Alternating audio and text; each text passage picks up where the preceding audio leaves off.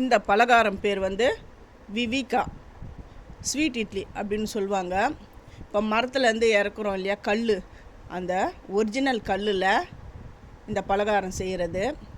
இப்போலாம் அந்த ஒரிஜினல் கல்லுலாம் கிடைக்கிறது கிடையாது.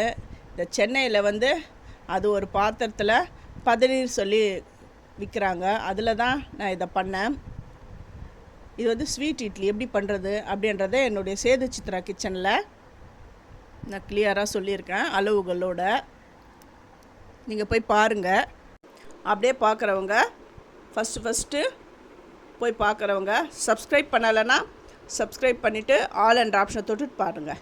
அப்போ தான் நான் போகிற ஒரு வீடியோவுடைய நோட்டிஃபிகேஷனும் உங்களுக்கு கிடைக்கும், உங்களுக்கும் ஹெல்ப்ஃபுல்லாக இருக்கும்.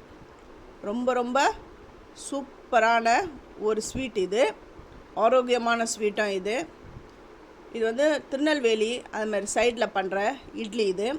இது அலங்காரத்துக்கு மேலே நான் வந்து கிஸ்மிஸ் பழம் வச்சுருக்கிறேன். முந்திரி பருப்பு கூட அலங்காரத்துக்கு வைப்பாங்க. நான் கிஸ்மிஸ் பழம் தான் நான் வச்சுருக்கேன். நல்லா இட்லி அவிக்கிற மாதிரி தான் இதை அவிக்கணும். அப்புறம் சிறு பருப்பை வறுத்து போட்டு செஞ்சால் சூப்பரான விவிகா இட்லி ரெடி.